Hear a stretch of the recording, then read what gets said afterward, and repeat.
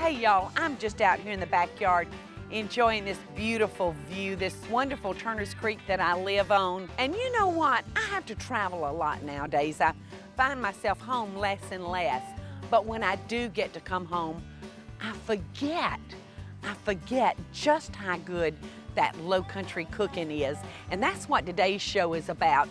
It's a tribute to low country cuisine. I want to invite you in the kitchen with me because I'm cooking up a sure is good seafood dip, a quick crab stew, dirty rice, and last but not least, we gotta have a sweet ending to this meal. I'm gonna share a recipe with you for a low country cookie. So y'all come on in the house. It's all about a tribute to the low country.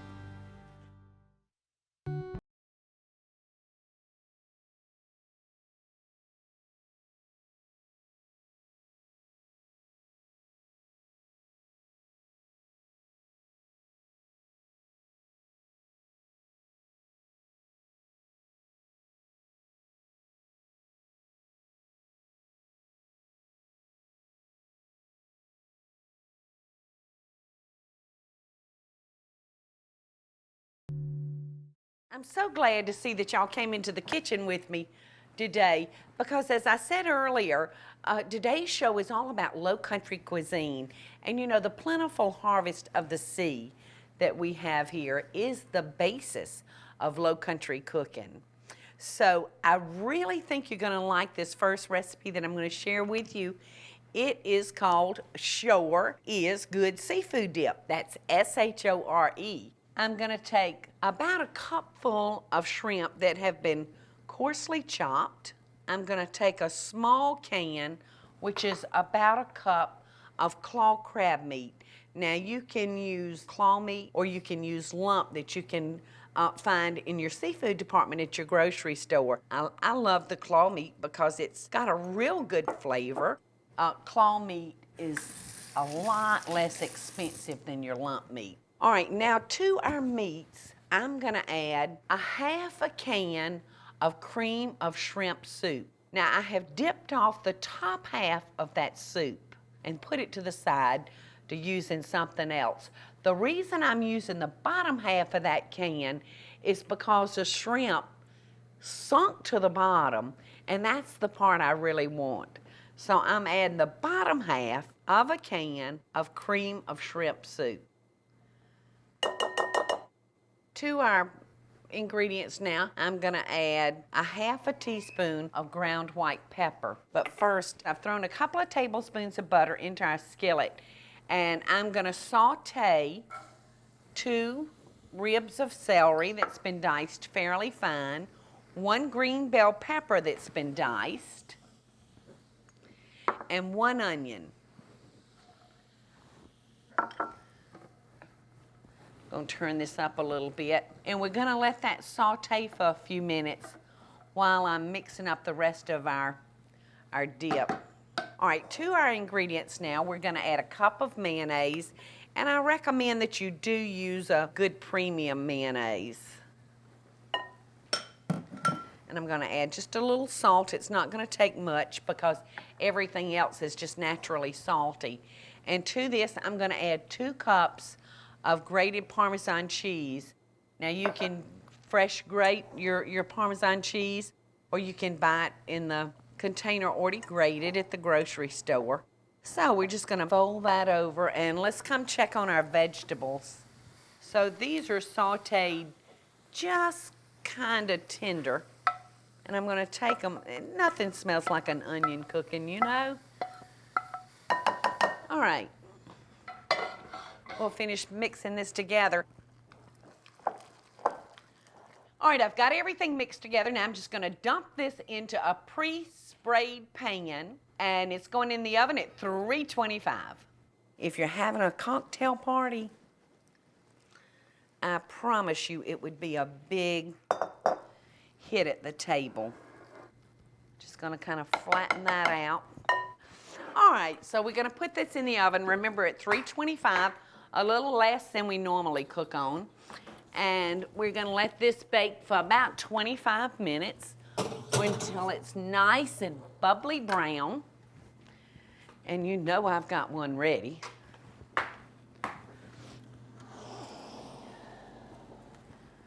Look at this. Oh, smells fabulous. And it's hot as a firecracker. And now to serve along with my seafood dip, I'm gonna put out a rich buttery cracker, and then I'm gonna put out some toast points that are just super crisp. And I mean, this is so, so hot. Can you see the shrimp in it? And the crab? It smells so very good, but it's really, really hot.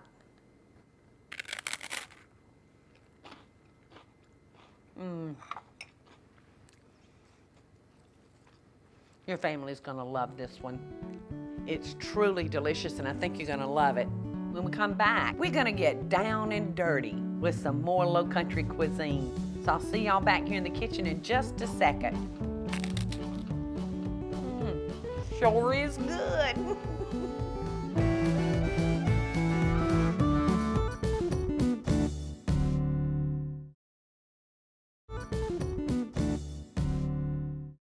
Today is all about low country cuisine, and on this segment we are fixing to get down and dirty. We're gonna get dirty with some rice, and we're gonna get down with a quick and simple crab stew. I'm gonna start with 2 tablespoons of butter. All right, so we're gonna heat up our butter, and we're gonna add to that 1 small onion that's been diced fairly fine. And we're just gonna let that saute until the flavor kind of comes out of that onion. Now in my bowl right here, I have 1 pound of crab claw meat. Now I've already picked through this and made sure it was free of cartilage and the shell. All right, I'm gonna come over here and get our other skillet going, and I'm gonna spray this because it's not a non-stick pan. So I'm gonna let that heat up a minute. Come back over here and check on the onions, and they are looking good. So I'm gonna add my 1 can of potato soup, and that is cream of potato. And then I'm gonna add 1 can of cream of celery. My grandmother Paula used to use a lot of canned cream of celery soup in casseroles because it just made it thicker and richer, just gave it a wonderful flavor. All right, I'm gonna add 1 can of half and half. If you don't have any half and half, heavy cream will do fine. And then I'm gonna add 1 can of just regular whole milk. Unbelievably easy how just that quick we have crab stew. Now, I'm gonna take my crab and pour it into my stock. And I'm gonna let this come to almost a boil, but not quite.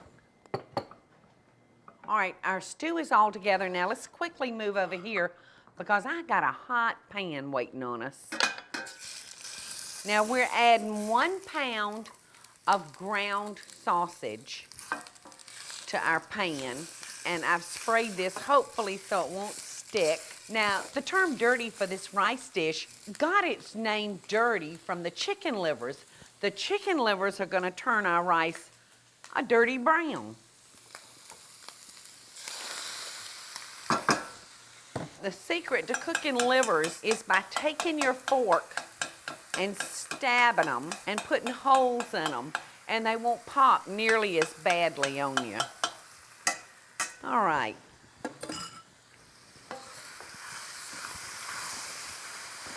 All right, now to this, I'm gonna add 1 onion that's been diced, a half a cup of diced bell pepper,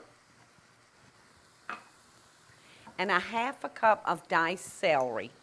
Now we're just gonna cook this off, and I've got a 1/4 of a cup of fresh parsley sitting right here. And after all the meat and the vegetables are done, then I'm gonna throw our fresh parsley in. Okay, our meat and our vegetables are ready. Our stew is just before bubbling. So I'm gonna go ahead and add to it the 1/4 cup of sherry. Don't use cooking sherries or things like that. Use the good stuff that you like to drink. Now I have cooked 2 cups of raw rice in 4 cups of water, and I have cooked just the long grain white rice. I'm gonna add a couple of tablespoons of butter, and in goes our rice. Now when you're cooking rice, it's very important that you salt that water, because if you don't cook your rice or your grits in salted water, it's like you can never ever get it salty. I'm gonna sprinkle in my fresh parsley, and in a second you'll see those chicken livers start to turn that pretty white rice dirty. I'm gonna come in here and add some fresh ground pepper to it. You'll want to really season up this dirty rice.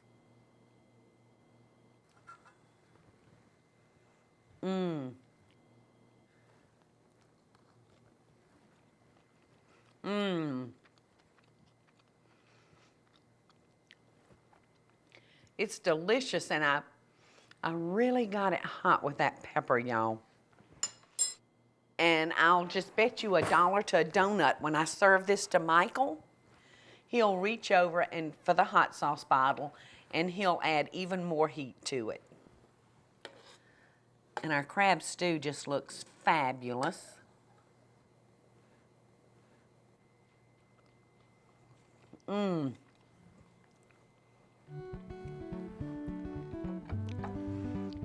You're gonna love it. And I think you're really gonna like preparing this and serving this to yourself and your family. And when we come back, what you think about a cookie that's not cooked?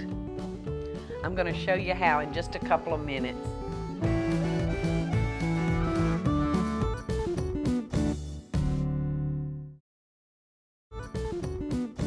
Welcome back, y'all. I'm in here in the kitchen getting this next recipe ready to share with you. Now, this is called a low country cookie. Probably one of those favorite cookies that we eat down here in this area of the country. It's delicious, and you know what? We're not even gonna cook it. I've started by melting a 1.5 sticks of butter, and I've cut off the eye. I'm gonna add 1 cup of sugar, and I have 1 egg, and I'm gonna beat the egg up, and I'm gonna add it to our sugar and our butter.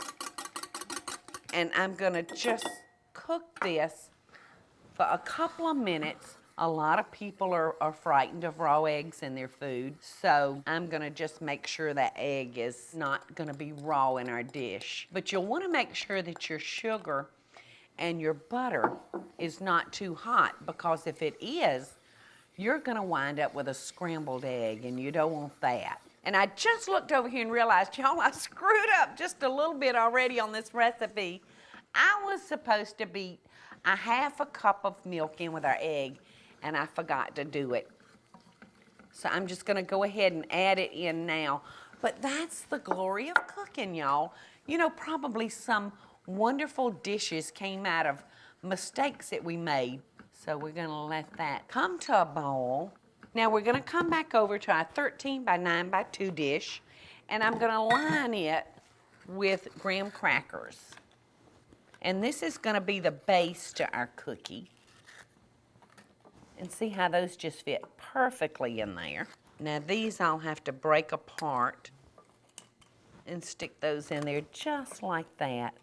Now I'm gonna take about 8 of these graham crackers, and I'm gonna put them in our food processor, and I'm gonna turn those into crumbs. All right, so our graham crackers are done, and you can see that our sugar mixture has come to a boil. So I'm just gonna take that off. And to this, I'm gonna add 1 cup of sweetened flaked coconut. And I love coconut, y'all. And then I'm gonna add a cup of chopped pecans. Now there again, use any nut that you have. And then we're gonna take our crumbs,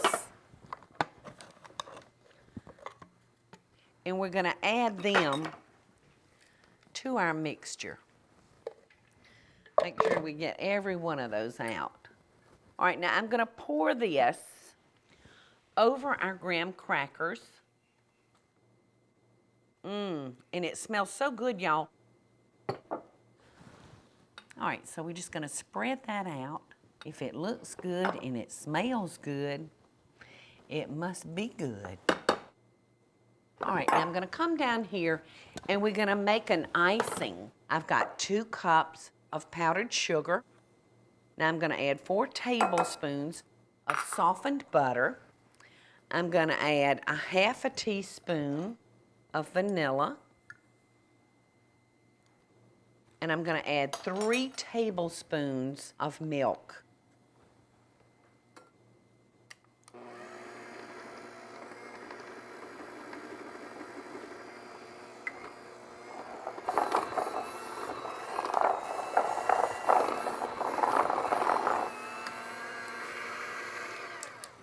All right, our icing is ready. So now I'm gonna get the rest of our graham crackers on top of our mixture. All right, now we're gonna just dollop our icing. This is wonderful for the kids to come into the kitchen and help you make. Now I'm just gonna use this offset spatula that works real good for frosting things. All right, so I've got it frosted and that just goes in the refrigerator. We're gonna chill it until it's cold enough for me to cut. And you know I've got one here in the refrigerator ready. Cold, ice cold, and ready to cut for me to tasting.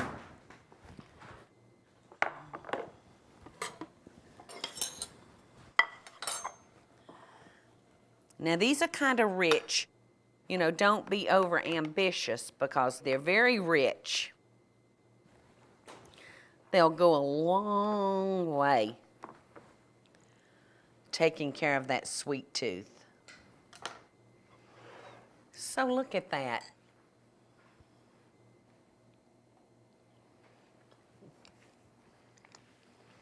I love the coconut. I love the nuts. This is one of those that you're gonna wanna keep in your file forever and pass it on down. When we come back, I'm gonna show you a very, very elegant way to serve the Low Country's #1 seafood food. So go only as far as the potty, and I'll meet you back here in a minute. Or you can get you something to drink.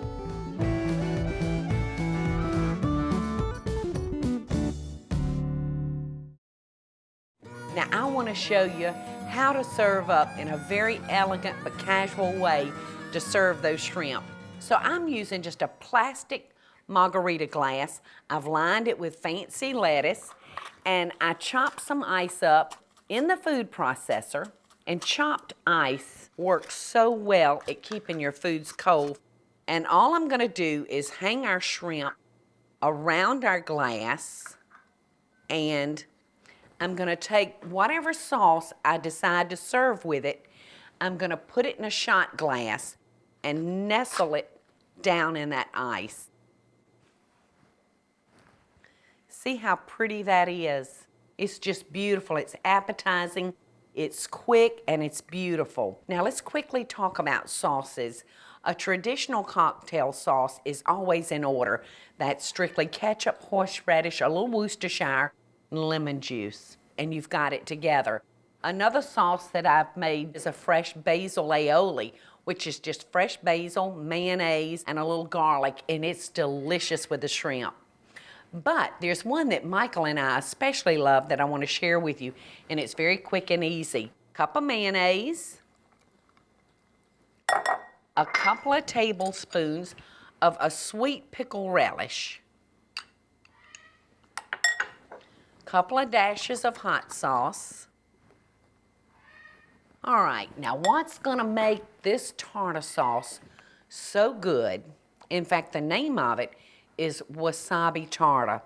I'm gonna add some wasabi paste, and I'm gonna add probably about a tablespoon. And just that easy, our sauce is together, and it's delicious. served with shrimp or oysters.